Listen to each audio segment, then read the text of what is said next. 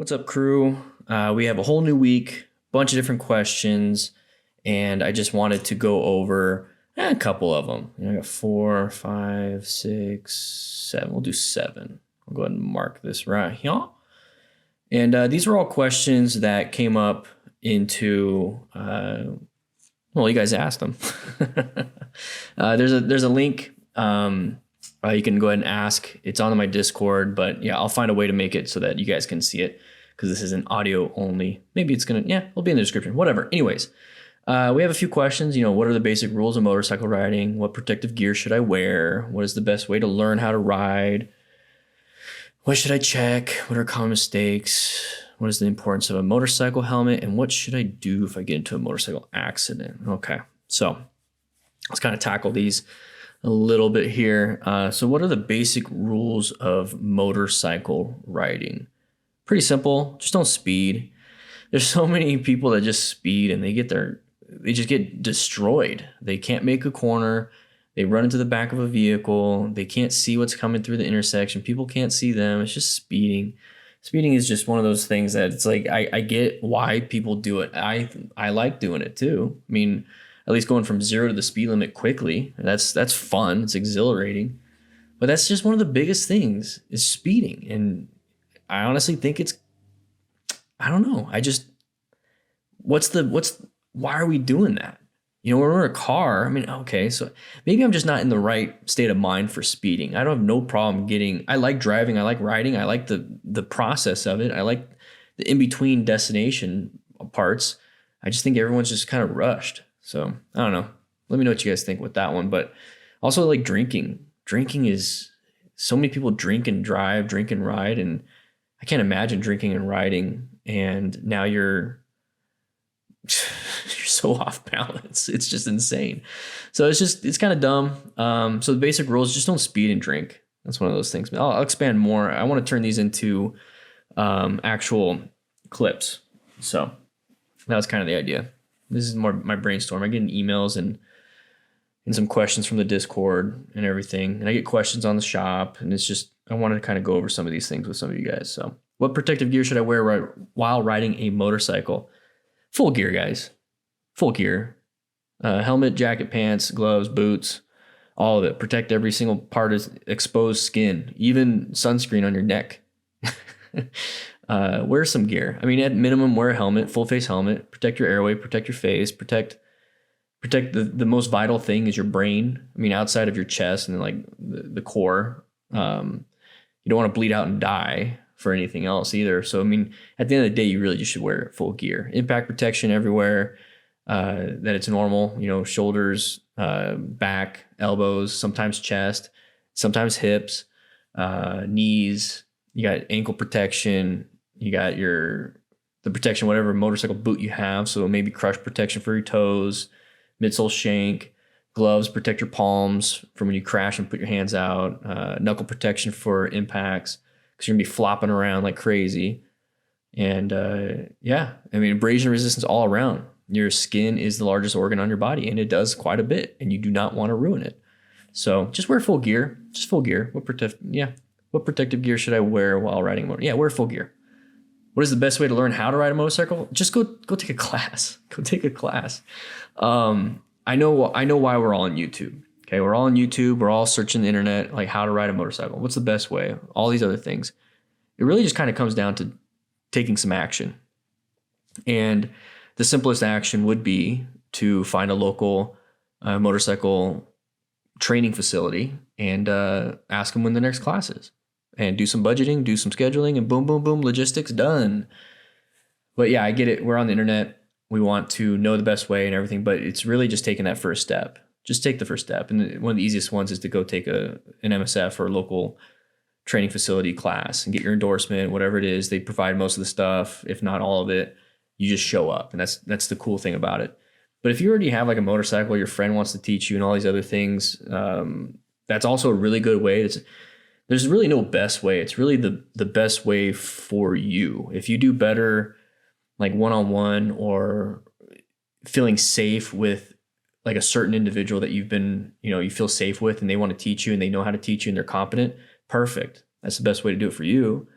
But if you don't have that, or if you're the type that needs to be in a class, more hands-on, more structure, you're told exactly what to do, you know it's exactly expected, and take a class.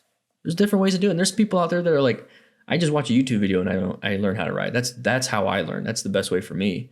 So it's really just finding what's best for you. We do have the MTC Rider Academy. We have the Smart Rider Basic Training course and all these other things. We're moving and adjusting things, but for the most part, that's pretty much it. I'm sure we're gonna get a lot of these questions, so we'll repeat ourselves. But this is good brainstorming, good talking out loud. So I usually respond to these, or I write a lot of notes because obviously I want to get better and better and better myself. What should I check before riding a motorcycle? The thing that touches the ground, the tires. That's one of the biggest things. Check your tires, check your chain, look for sidewall damage, look for anything abnormal, look for crazy dirt, broken chain links, broken spokes, mag wheels, whatever it is, dents in the wheels, suspension if you have any fork oil leaking out. If you're walking up to your motorcycle and you see a puddle underneath it, yeah, you should check that. But mainly for me, it's like the daily. I walk up, I check the tires, check the chain, and I just see if everything's looking good. Sidewall damage. That's one of the biggest ones. Sidewall damage, low PSI. I'm always checking that. And for the most part, that's going to solve a lot of your problems. And then like on a weekly or a monthly check, like if it's been a while, it's like I've done like 5, 6, 10 rides. I'm gonna be like, okay, let's check everything else real quick, just real quick. You don't really have to go in depth. I mean, if you really want to, just have a friend that has more knowledge to do a full body scan. Hey, what's up, Stella? My dog just walked in. Or take it to a dealership and have them do a check. I mean, if you're that concerned. So that's what I would do. What are the common mistakes made by motorcycle riders? Kind of like the basic rules, but like a mistake, it means that you didn't understand or something, or you did and you just kind of failed and you want to learn from it. Speeding, like I said, is definitely one of them. For the basic rules. Like common mistake is speeding, but if you catch yourself, how do you like slow down? Well, it's pretty easy. Just plan your ride, position yourself for safety, locate hazards, assess relevant threats. That's the old plan, and navigate active threats. So the way you do that is, if you're really talented, you can do it fast, like on a track. If you're not talented, you're going to have to slow it down so that you're constantly searching for that position, that escape path, that line of sight, locating all the time, assessing. And that takes brain power, and it forces you to go slower. One of the things that we did in the fire service, because a lot of firefighters like to palm the steering wheel on a big fire truck going fast. So it allowed you to take corners faster because you're able to turn the wheel faster, palming it. You put your palm on it and kind of just moving around like, wax on, wax off. Since you can do that faster, a lot of people thought it's better. And what they found is that there's a lot of accidents. The steering wheel will slip from their palm, so it caused them to go straight accidentally. It's kind of like doing suicide grip for bench press. Like, you might get a benefit here, or a cheater bar on a wrench. You might get benefit, but when it fails, it's catastrophic. And so what they did was, like, you had to do it's like an A-B steering, where your hands are on 3 o'clock, 9 o'clock, and when you turn it to the left, your hands have to touch. It's like hand-to-hand steering. And that forced your turns to be smoother and slower. And so what that forced you to do is enter those turns slower. So it's safer to do it. You have to do it slower. And it allowed you to honestly just be safe.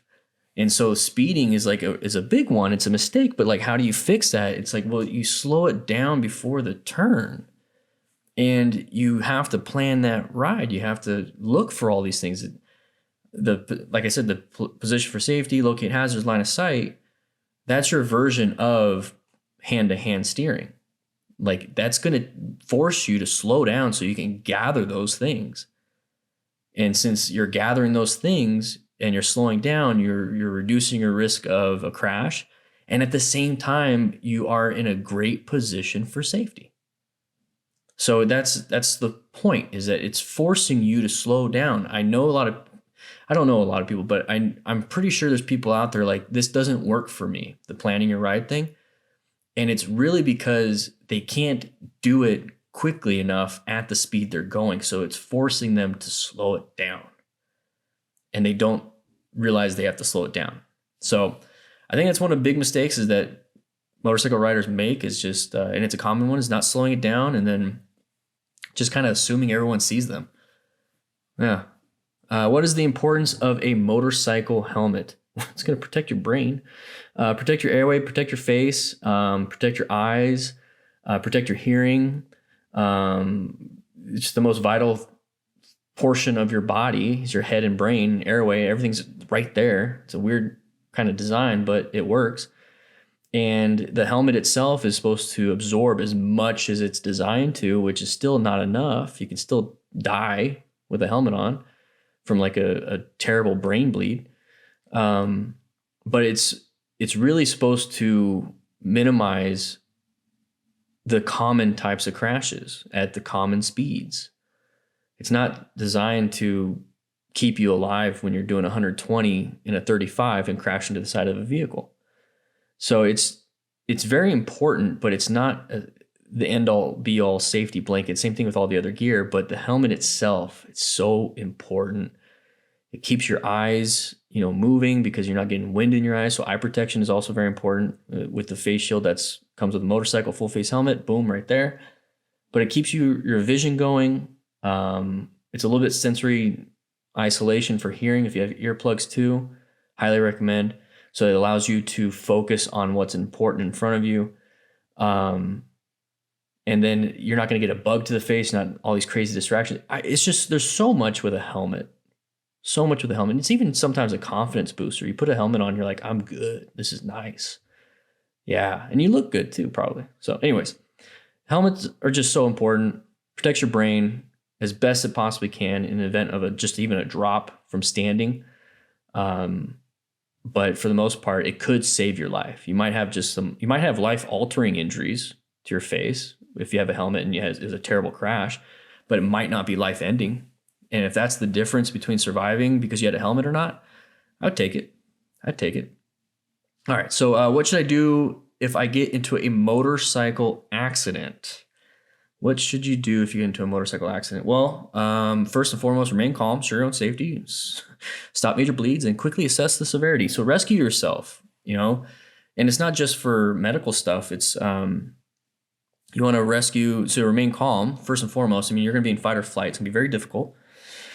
It's going to be very difficult for you because it's your body's natural reaction. Your brain might know what you need to do, but your body's doing something different. And that's normal. When it comes to having the bandwidth in your brain and the knowledge beforehand and the training beforehand and understanding what could happen in a crash and then now all of a sudden you're in it. Your body is going to do what everyone else does. Your mind, if with all that training, with all that, the AARs that we watch, hopefully will recognize, I've seen this before. I've been in this before. I know what I'm supposed to do in this situation like this. And you've never been in it because you've never been in a crash, but you've seen others crash with the AARs. And that's the point of this. Memory isn't supposed to be you looking back and having nostalgia. Memory is your brain's way of saying, hey, we went through this. You remember this. You remember what happened afterwards. You remember what you should have done and what you shouldn't have done. And now when something in the future that happens, you have the knowledge to do it a better way. And that's kind of like what history is. We're supposed to, as a cultural thing, look back in history so we don't repeat it. That's our memory. History is memory. So our own internal is the same thing. We're trying not to repeat history for ourselves, but the cool thing is that we study other people's history through their crashes and after actions. So when we're in a crash or after an accident, let's say it's just a minor or low side on a corner, you're fine, but your body's going to go ape shit. And so I'm hoping you've watched enough crashes and you've seen enough and you've understood enough and you've been taught enough and you learned enough from me that you're able to remain as calm as possible. Not calm all the way, but as calm as possible, because you can look back in your head and say, I've seen this. And some people say they hear my voice, which is kind of cool and kind of weird, but that's the point. So you're remaining calm and ensure your own safety. Do not get hit by another vehicle. Do not get blown up or whatever it is. Motorcycles won't blow up. It's more like a Blevy type thing. It's just fuel vapors. And anyways, make sure you don't get hit by another vehicle. Make sure the hazards that are on the road. So you're not laying in fluids and stuff or whatever it is, or underneath the motorcycle. Get yourself out of there. Stop major bleeds. Do a quick body check. You good? Good. Okay, everything's good. Quickly assess severity. Well, if you're able to do all of this, it seems like you're doing pretty good. But at the end of the day, what you should do is truly remain calm and ensure your own safety. Those are like the main principles there. And the only way you're going to remain calm is if you pull yourself out of that situation and be like a third party looking down. And the only way you get that is through training and understanding and seeing things from a third person perspective through after action reviews. And that's the whole point. So hopefully you never get in a crash, but this is hopefully going to help you if you did get into a crash or your friend got into a crash. Oh, that was great. 1, 2, 3, 4, 5, 6, 7 questions. All right. Well, looks like I got some work this week. I'm going to go ahead and flesh these out and do some daily rider tips. I don't know if that's going to be the name of this thing, but that's what I'm going to do. And I'm going to post them as videos. I'm going to remake them. And I got 1, 2, 3, 4, 6 more to go. So I don't know. I think I'm good for this and nice little brainstorm session with you guys. I wrote some notes. I'm recording this and I'll re-listen to this and expand on it. All right, guys. Thank you so much.